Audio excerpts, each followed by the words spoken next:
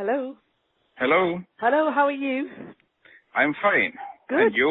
I'm good. I just wanted to catch up with you on what you thought when you were there. Okay, yes, I returned last night already, Yeah. so that I was 1 day. Yeah. Impressions? Impressions are sad. Mm-hmm. I met with representatives of Regions Party, also new coalition representatives, and also civil society. There is this lady called Olga, who is the head of the doctors. Olga. Yes, Yeah, you know her. Yeah, I do. Yes, so that, well, my impression is in this sense sad that there is, well, no trust towards also these politicians who will return now to the coalition. Well, people from Maidan and from civil society, they say that they know everybody who will be in new government. All these guys have dirty past. Yeah.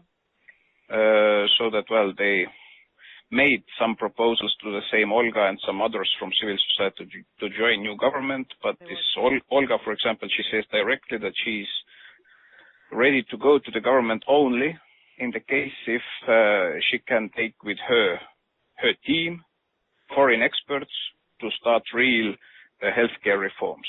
Yeah. So that, well, basically it is that the trust level is absolutely low. Mm-hmm. On the other hand, all these security problems, this integrity problems, Crimea, all this stuff.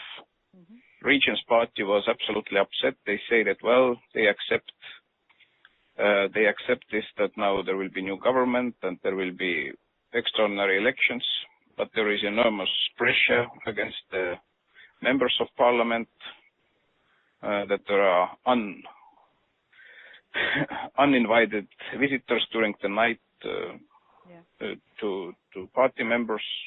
Well, some journalists who were with me, they saw during the day that one member of parliament was just beaten in front of the parliament building by these guys with the guns on the streets. Yeah. So that all this mess is still there. And of course, this Olga and others from civil society, they were absolutely sure that people will not leave the streets before they see that the real reforms will start. So that it's not enough that there is just change of government. So that is the main impression. So that from EU's and also, well, Estonia's point of view, of course, we should ready to put this financial package together with others.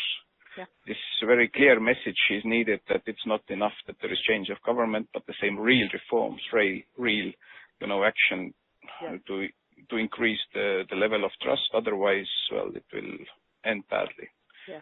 Because the Regions Party also said that, well, you will see that if the people from the eastern part of Ukraine will really wake up and will start to demand their rights.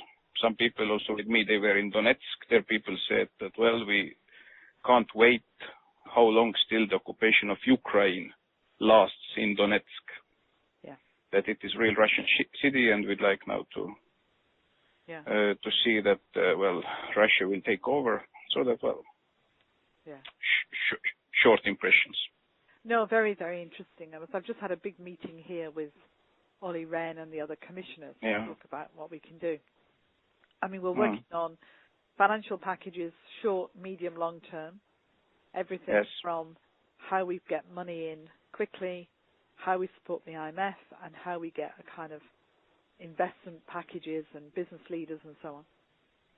On the political side, we've worked out resources we've got, and I offered to civil society and to Yatsenyuk and Klitschko and everybody I met yesterday. We can offer you people who know how to do political and economic reform. The countries that are closest to Ukraine have themselves been through dramatic changes and have done big political and economic reforms. So we've got loads of experience to give you, which we're happy to give. I've said to the people in Maidan, yes, you want real reforms, but you've got to get through the short term first. So you need to find ways in which you can establish a process that will have anti-corruption at its heart, that will have people working alongside until the elections, and that you can be confident in the process. And I said to Olga, you may not be health minister now, but you need to think about becoming health minister in the future, because people like you are going to be needed to be able to make sure that will happen. But I've also said to them, if you simply barricade the buildings now, and the government doesn't function, we can't get money in because we need a partner to partner with. Absolutely. And I've said to the the opposition leaders shortly to become government, you need to reach out to Maidan. You need to be, engaging with them. You also need to get ordinary police officers back on the streets under a new sense of their role, so that people feel safe. I said to the Party of the Regions people, you have to go and lay flowers where the people died. You have to show that you understand what has happened here. Absolutely. Because what you're experiencing is anger of people who've seen the way that Yanukovych lived and the corruption, and they assume you're all the same. And those are the people who've lost people and who feel that, he ordered that to happen. There's quite a lot of shock, I think, in the city, a lot of sadness and shock, and that's going to come out in some very strange ways if they're not careful. So I think all of this we just have to work on. So we've done a big meeting here today to try and get this in place. But very interesting, your observation. It is, and well, actually the only politician the people from civil society mentioned positively was Poroshenko. Yeah. So that he has some sort of, trust among all these Maidan people and civil society. And second, what was quite disturbing, the same Olga told that, well, all the evidence shows that people who were killed by snipers from both sides, among policemen and people from the streets, that they were the same snipers killing people from both sides. Well, that's. So that, and then she also showed me some photos. She said that as medical doctor, she can, say that it is the same handwriting, the same type of bullets, and it's really disturbing that now the new coalition, that they don't want to investigate what exactly happened, so that there is now stronger and stronger understanding that behind snipers it was not Yanukovych, but it was somebody from the new coalition. I think they do want to investigate. I mean, I didn't pick that up. That's interesting. Gosh.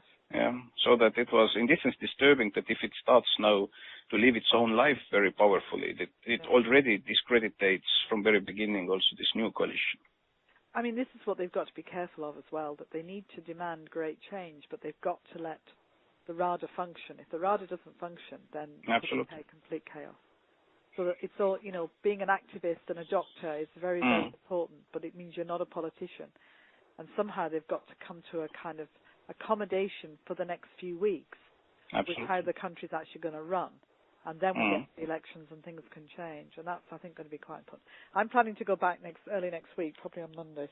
It's really important that now people from Europe and also West show up there, so that it's absolutely. Well, Miroslav's going with the Visegrad group on Friday, Saturday. William Hague's going Sunday.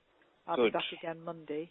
Yes, I heard also that Canadian minister is going on Friday, and yesterday also William Burns was there. Bill was there. I saw Bill. Yeah, we met also with Burns there in Kiev yesterday. Yeah, good. Yeah, I didn't know John Bird was going. I'll get hold of him. Okay, my friend. Great to talk to you. Stay in touch. Thanks for these comments, and wish you, nice Australia. Yeah. What? Nice Australia. Enjoy. I am not going to go. I've got to delay it because I'm going to do more Ukraine instead. Okay, good. All right, my friend. Okay. Speak to you soon. Thank you, and all the best. See you. Bye. Bye.